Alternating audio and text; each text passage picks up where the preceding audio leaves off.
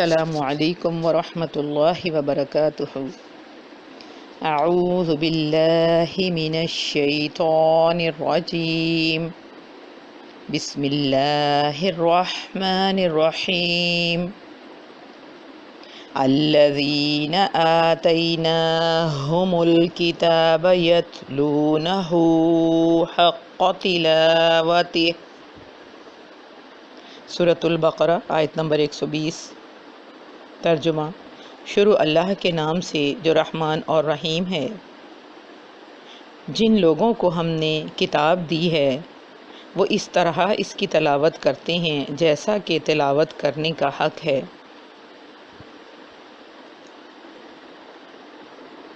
اللہ تعالیٰ کا احسان عظیم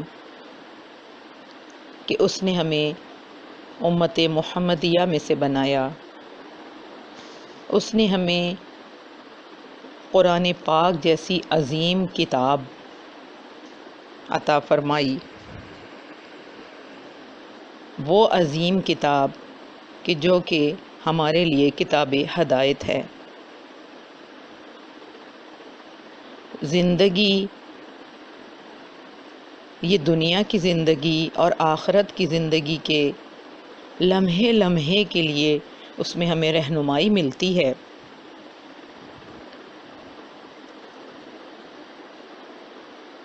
تو اللہ تعالیٰ نے یہ اتنا بڑا احسان ہم پر کیا ہے، تو ہمارا کیا حق بنتا ہے کہ ہم اس کتاب کی اہمیت اور فضیلت کو جانیں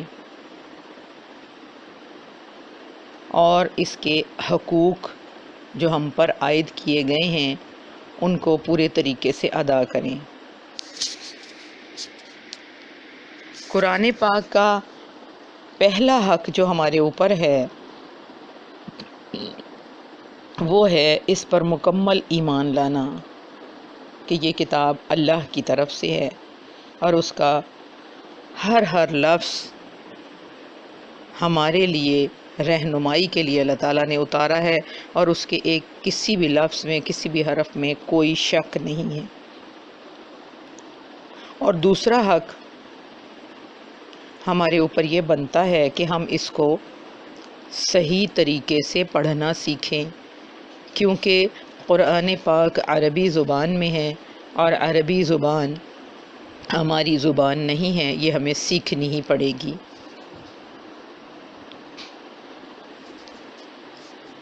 رمضان میں دورہ قرآن کے بعد قرآن انسٹیٹیوٹ نے تجوید القرآن کورس کا آغاز کیا ہے۔ آج اس کا پہلا دن ہے، تو آج ہم سب یہ سمجھتے چلیں کہ تجوید القرآن ہوتا کیا ہے۔ تجوید کے لغوی معنی ہیں عمدہ بنانا، خوبصورت بنانا، عمدہ یا حسین کام کرنا، یعنی کہ تجوید القرآن کے معنی کیا ہوئے؟ قرآن کو حسین کر کے، خوبصورت کر کے پڑھنا۔ اور اس کے اصطلاحی معنی ہیں ہر حرف کو اس کے مخرج سے تمام صفات کے ساتھ ادا کرنا، یعنی ان دونوں کو جمع کر کے تجوید کے معنی کیا ہوں گے؟ قرآن مجید کو اس کے صحیح مخارج، صفات، اوزان اور وقف کے قواعد کے ساتھ پڑھنا اور خوبصورت کر کے پڑھنا، یعنی کہ آسان الفاظ میں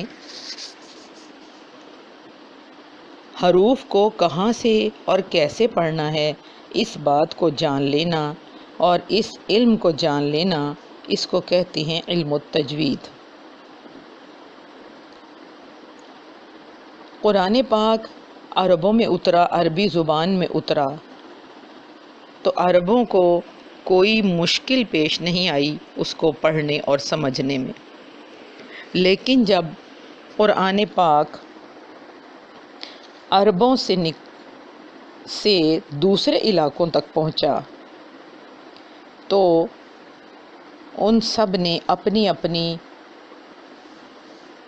لہجے کے مطابق قرآن کو پڑھنا شروع کر دیا، اور اس طرح قرآن پاک کی عربیت مجروح ہونا شروع ہو گئی۔ دنیا کی ہر زبان یہ خصوصیت رکھتی ہے کہ اس کا طرز ادا اور لہجہ بیان دوسری زبانوں سے مختلف ہوتا ہے، اور جب تک یہ باقی رہتا ہے تو زبان دلچسپ اور شیریں معلوم ہوتی ہے، اور جب وہ لہجہ ادا بدل جاتا ہے تو زبان کا حسب ہی ختم ہو جاتا ہے۔ تو جب قرآن پاک کی عربیت مجروح ہونا شروع ہوئی تو اس وقت علماء اسلام کو یہ ضرورت محسوس ہوئی کہ قرآن پاک کی عربیت کو برقرار رکھنے کے لیے کوئی ایسا علم ایجاد کیا جائے جو کہ سب کے لیے سیکھنا لازمی اور ضروری ہو جائے۔ تو اس وقت تجوید القرآن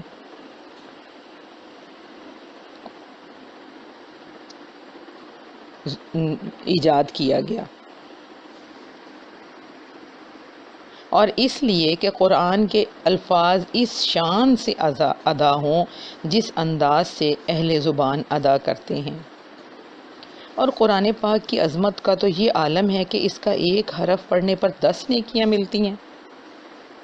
ابن مسعود رضی اللہ تعالی عنہ سے روایت ہے کہ رسول اللہ صلی اللہ علیہ وآلہ وسلم نے فرمایا، جس شخص نے قرآن کا ایک حرف پڑھا اس کے لیے ایک نیکی، اور وہ ایک نیکی 10 نیکیوں کے برابر ہے۔ میں نہیں کہتا کہ الف لام میم ایک حرف ہے، بلکہ الف ایک حرف، لام ایک حرف اور میم ایک حرف ہے۔ ترمذی کی حدیث ہے، یعنی قرآن کا ایک حرف پڑھنے پر 10 نیکیاں ملتی ہیں، الف لام میم کہنے پر 30 نیکیاں ملیں گی۔ الحمدللہ، سبحان اللہ۔ لیکن یہ 30 نیکیاں کب ملیں گی؟ جب ہم ان حروف کو صحیح طریقے سے پڑھیں گے، غلط پڑھنے پہ نہیں ملیں گی۔ یعنی قرآن ٹھیک ٹھیک پڑھنا ہمارا فرض ہے۔ اب ذرا ہم اس چیز کا تقابل کرتے چلیں کہ ہمارا قرآن کا علم سیکھنے سکھانے کے اوپر ہماری توجہ کتنی ہے۔ دنیاوی علم اور قرآن کے علم کا تقابل کریں تو دیکھا جاتا ہے کہ اکثریت دنیاوی علم کے حصول کے لیے زیادہ کوششیں کرتے ہیں۔ چھوٹا سا بچہ ہے، اس کو بولنا سیکھتا ہے تو ساتھ ہی اس کو انگلش کے الفاظ ہم سکھانا شروع کر دیتے ہیں، نہ کہ قرآن کے الفاظ۔ تھوڑا سا بڑا ہوتا ہے تو اس کو بہترین سکول، بہترین ٹیوٹر، بہترین بکس اور بہترین سلیبس، یہ سارا کچھ تلاش کرنا شروع کر دیتے ہیں۔ یہ تلاش نہیں کرتے کہ قرآن اس کو کہاں سے پڑھانا ہے۔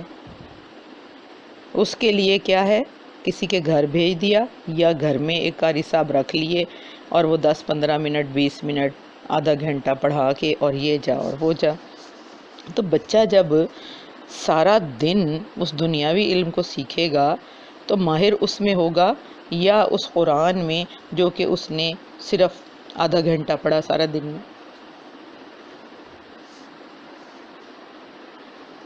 نبی اکرم صلی اللہ علیہ وسلم نے فرمایا کہ جب بچہ بولنا شروع کرے تو اس کو دعا یاد کرواؤ، رب انی اعوذ بک من ہمزات الشیاطین واعوذ بک رب ان یحضرون۔ عموماً یہ سوچ ہوتی ہے کہ عربی کے الفاظ مشکل ہیں، بچے سے بولے نہیں جائیں گے تو انگلش کے آسان ہیں، پہلے وہ سکھا لیتے ہیں تو بعد میں عربی کی طرف آئیں گے۔ بچہ کورا کاغذ ہے، اس کو آپ جو جو سکھائیں گی، جو جو اس کو بولنا سکھائیں گی، وہ وہی بولے گا، وہ وہی کرے گا۔ تو اگر شروع سے بچے کو قرآن کے الفاظ، قرآن کے حروف، ان کے مخارج ہی ہم صحیح کروانا شروع کر دیں تو ضرور وہ صحیح کر لیتے ہیں۔ بچے بہت جلدی کاپی کرتے ہیں، موٹا حرف کوئی ان کے سامنے بولیں گے وہ اسی طرح آپ کے منہ کی حرکت دیکھ کے بالکل اسی طرح موٹا حرف بولتے ہیں. لمبا کریں گے وہ اتنا لمبا کریں گے. بہت کاپی کر رہے ہوتے ہیں. بچوں کو سکھانا بڑا آسان کام ہے. ابو لبابہ رضی اللہ تعالی عنہ سے روایت ہے کہ نبی صلی اللہ علیہ وسلم نے فرمایا جو قرآن کو خوش الحانی سے نہ پڑھے وہ ہم میں سے نہیں ہے. بخاری اور مسلم کی حدیث ہے. یعنی خوش الحانی سے قرآن نہ پڑھنے والے کو رسول اللہ صلی اللہ علیہ وسلم کے گروہ سے علیحدہ کر دیا جائے گا. کتنی بڑی تنبیہ ہے. تو دیکھیں لازمی ہو گیا ہمارے لیے کہ ہم قرآن کو خوش الحانی کے ساتھ پڑھنا سیکھیں. خوش الحانی کے ساتھ پڑھنا ہے تو تجوید القرآن سیکھنا ہوگا.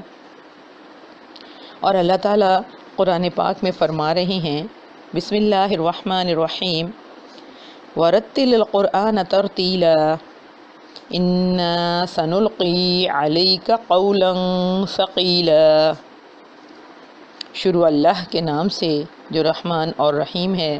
اور قرآن کو ترتیل کے ساتھ پڑھو بے شک ہم نے تم پر وزنی کلام القا کیا ہے. حضرت علی رضی اللہ تعالیٰ عنہ سے ترتیل کے معنی یعنی اس آیت کی تفسیر پوچھی گئی تو آپ نے فرمایا حروف کو تجوید کے ساتھ پڑھنا اور وقف کے قاعدوں کے مطابق پڑھنا ترتیل ہے. اور اگر اس طرح پڑھیں گے تب ہی قرآن پاک کی تلاوت کا حق ادا ہوگا.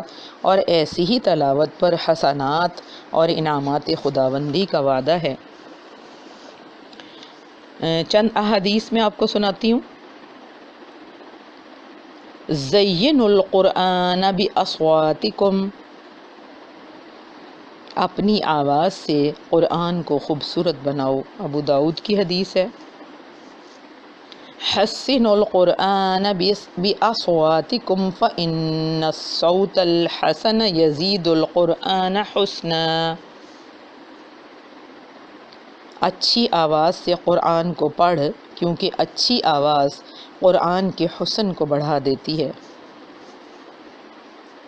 اقرأوا القرآن بلوح عربی واصواتها. اقرأوا القرآن بلحون العرب واصواتها. قرآن کریم کو عربی لحن میں پڑھو. یعنی قرآن کو تجوید کے ساتھ اللہ کے حکم یعنی قرآن کو تجوید کے ساتھ پڑھنا اللہ کے حکم پر عمل کرنا ہے جو کہ باعث اجر و ثواب ہوگا. علامہ جزری رضی اللہ تعالیٰ عنہ فرماتے ہیں تجوید کا حاصل کرنا ضروری اور لازم ہے.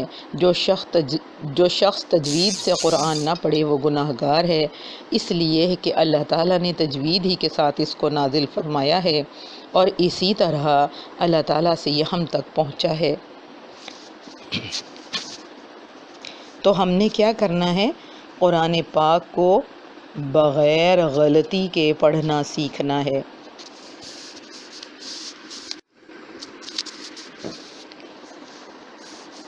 تجوید کے خلاف قرآن پڑھنے کو لحن کہتے ہیں اور اس کے معنی ہیں غلطی. اور لحن کی دو قسمیں ہیں، لحن جلی یعنی کہ بڑی اور واضح غلطی، اور لحن خفی ہلکی چھوٹی غلطی. لحن جلی دیکھیں ہم 3 طریقوں سے کر رہے ہوتے ہیں، 5 طریقوں سے کر رہے ہوتے ہیں. نمبر 1 ہے حروف کو تبدیل کر دینا. الحمد کی جگہ الحمد لگا دینا. ہا کی جگہ 2 چشمی ہا لگا دینا. ہا حلق کے درمیان سے نکالنے کا حق تھا اور ہم نے اس کو نکال دیا اقصی حلق سے یعنی حلق کے نیچے والے حصے سے. اور اسی طرح نمبر 2 ہے 2 حرکتوں کے اندر تبدیلی کر دینا. انعمت تو ہم نے انعمت پڑھ دیا. نمبر 3 ہے متحرک کی جگہ ساکن کر دینا. خلقن کی جگہ خلقن پڑھ دینا. حروف کو گھٹا دینا یا بڑھا دینا. ضربہ تھا اس کو ضربا پڑھ دیا، ولم یولد اس کو پڑھ دیا ولم یولد، جلدی سے پڑھ دیا، حالانکہ یو یا پیش واؤ یو واؤ مدہ تھا، اس کو ایک الف کے برابر لمبا کرنا تھا، اس کو لمبا نہیں کیا۔ اور نمبر 5 ہے مشتدد حروف کو مخفف سے بدل دینا، مشتدد کو مخفف سے بدل دینا۔ ایاکا شد آیا تھا، ایاکا 2 مرتبہ، شد والا حروف 2 مرتبہ پڑھا جانا ضروری ہے، ایاکا اس کو پڑھ دیا ایاکا۔ یا مخفف کو مشدد سے بدل دینا، اظلم جزم تھا ضا پہ، اس کو اظلم پڑھ دیا۔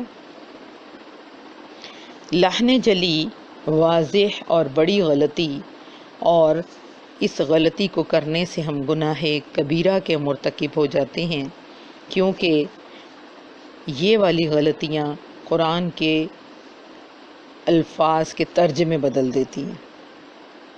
لحن خفی موٹے کی جگہ باریک پڑھ دینا، غنہ چھوڑ دینا، مد وغیرہ نہ کرنا۔ ہم نے دونوں طرح کی غلطیوں سے مکمل بچنا ہے۔ اگر ہم چاہتے ہیں کہ دونوں طرح کی غلطیوں سے مکمل بچیں اور خوبصورت سا قرآن پڑھنا سیکھیں تو ہمیں علم التجوید سیکھنا ہوگا۔ اور دوسری چیز، نماز کی درست ادائیگی کے لیے ہمیں علم التجوید کا سیکھنا لازمی اور ضروری ہے۔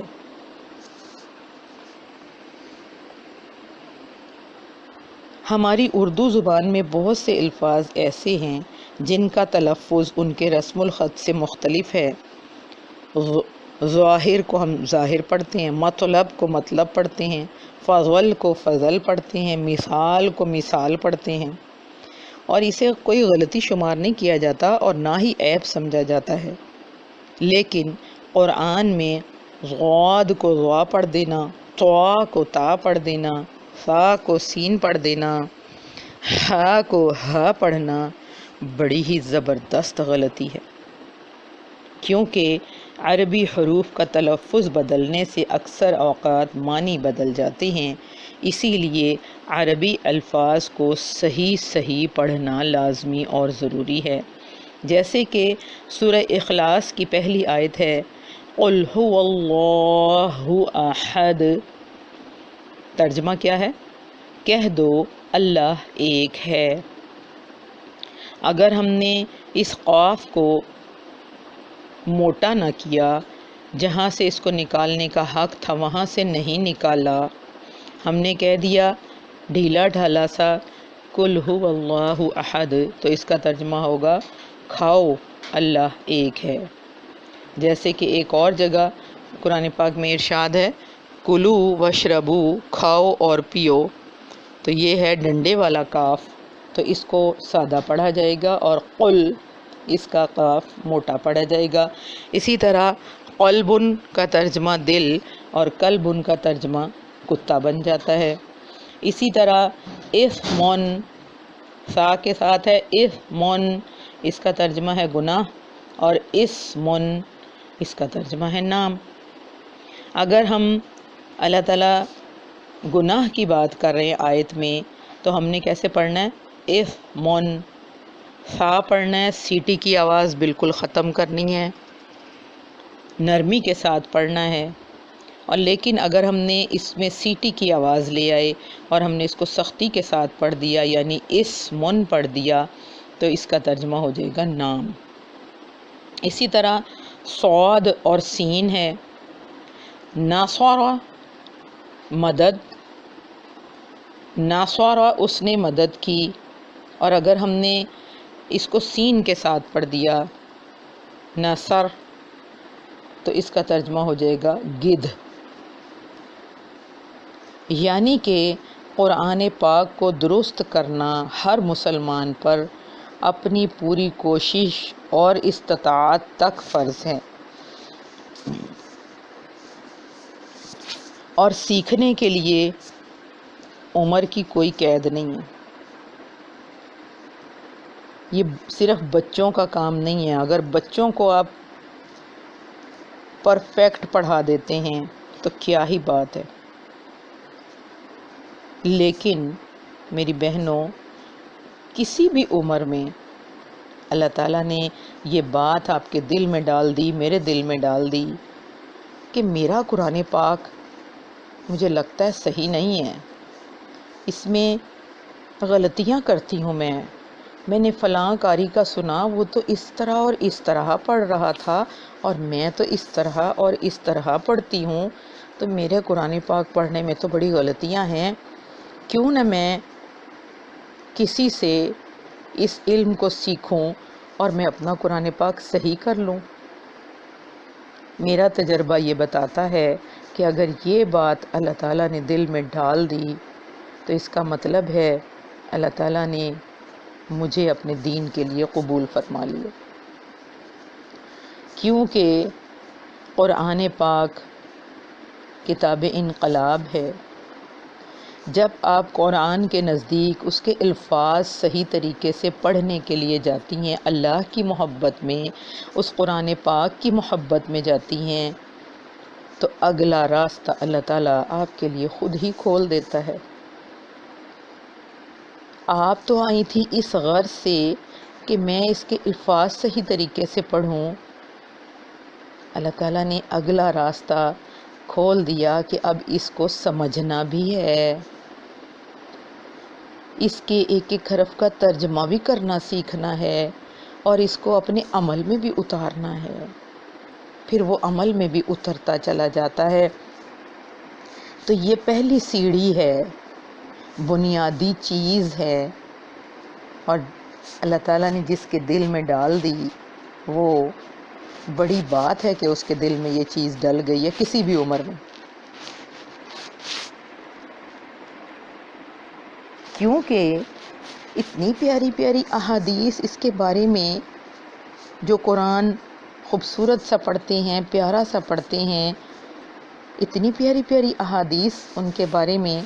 حضرت عبداللہ بن عمرو بن عاص رضی اللہ تعالیٰ عنہ سے روایت ہے کہ نبی صلی اللہ علیہ وآلہ وسلم نے فرمایا، صاحب قرآن سے روز قیامت کہا جائے گا، قرآن پڑھتا جا اور بلندی کے درجات چڑھتا جا، اور اسی طرح ترتیل کے ساتھ تلاوت کرتا جا جیسے کہ تو دنیا میں کیا کرتا تھا. یقیناً تیری منزل وہ ہوگی جہاں تیری آخری آیت کی تلاوت ہوگی. ابو داؤد اور ترمذی. تو میری بہنوں، میری بیٹیوں، اللہ نے ہمیں توفیق دی، اللہ نے ہمارے دل میں یہ بات ڈالی، تو ہم نے پوری توجہ کے ساتھ، پوری محنت کے ساتھ، پوری کوشش کے ساتھ یہ کورس کرنا ہے. انسان جب ایک کام کی طرف توجہ لگاتا ہے، کوششیں کرتا ہے، دعائیں کرتا ہے، تو اللہ تعالیٰ اس کے اس کام کو کروا دیتے ہیں. تو ہماری کوششوں پہ، ہماری نیت کے خلوص پہ ہمیں جو ہے بدلہ ملتا ہے. تو ہم نے کیا کرنا ہے؟ سبق غور سے سننا ہے، الفاظ کی ادائیگی کہاں کہاں سے ہو رہی ہے یہ ہم نے اچھی طرح سیکھنا ہے، اور پھر اس کے بعد ہمارا کام کیا ہے؟ سارا دن ہم نے پریکٹس کرنی ہے، سارا دن پریکٹس کرنی ہے، اٹھتے بیٹھتے چلتے پھرتے اپنا اوڑھنا بچھونا اسی کو بنا لیں گے تو انشاءاللہ ایک دن کے اندر ہمارے 3 4 یا 5 مخرج ٹھیک ہو جائیں گے. اللہ تعالیٰ نے ہمیں یہ کان، ناک، منہ کے اندر کا حصہ، حلق کے 3 حصے، یہ ہم تجوید کورس میں یہ سارا کچھ سیکھیں گے. یہ اللہ تعالیٰ نے ہمیں کس لیے عطا فرمائے ہیں؟ گو کہ ان کے اور بہت سے فائدے ہیں، لیکن ان نعمتوں کے شکرانے کا طریقہ بہترین یہ ہے کہ ہم ان تمام چیزوں کو اللہ کا قرآن پڑھنے میں استعمال کریں، صحیح طریقے سے پڑھنے میں استعمال کریں. پوری کوشش کرنی ہے، جہد مسلسل کرنی ہے تو انشاءاللہ وہ روانی آ ہی جائے گی جو کہ مطلوب ہے۔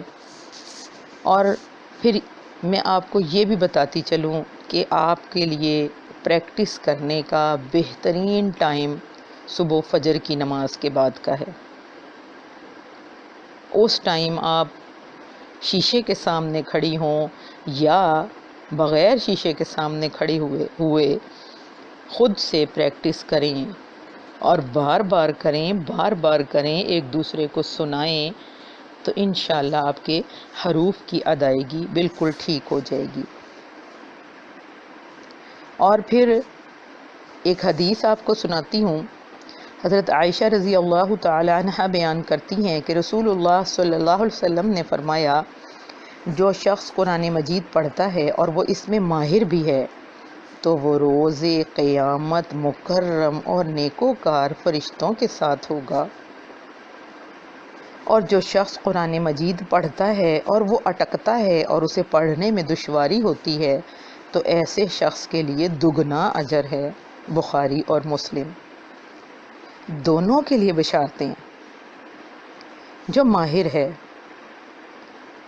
اس نے تجوید کے قواعد سیکھے اور پھر ان کو مکمل اپلائی کرنا سیکھ لیا اور وہ کرنے لگ گیا تو قیامت کے دن سبحان اللہ نیکوکار فرشتوں کے ساتھ ہوگا۔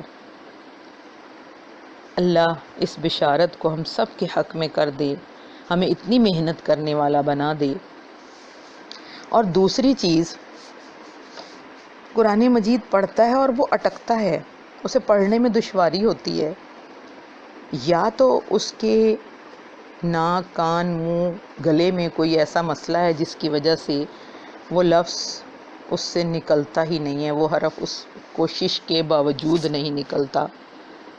اللہ تعالیٰ نے ہماری کوششوں پہ ہمیں اجر دینا ہے، تو کوشش کے باوجود بھی، اگر پوری کوشش کے باوجود بھی وہ اٹکتا ہے لیکن پھر بھی قرآن پاک پڑھتا ہے تو ایسے شخص کے لیے دگنا اجر ہے۔ اللہ تعالیٰ سے دعا ہے کہ اللہ تعالیٰ ہمیں اپنا قرآن سیکھنے اور سکھانے والا بنا دے اور بہترین طریقے سے ہمیں قرآن پڑھنے والا بنا دے۔ آمین یا رب العالمین۔ سبحانک اللہم و بحمدک، نشہد ان لا الہ الا انت، نستغفرک و نتوب الیک۔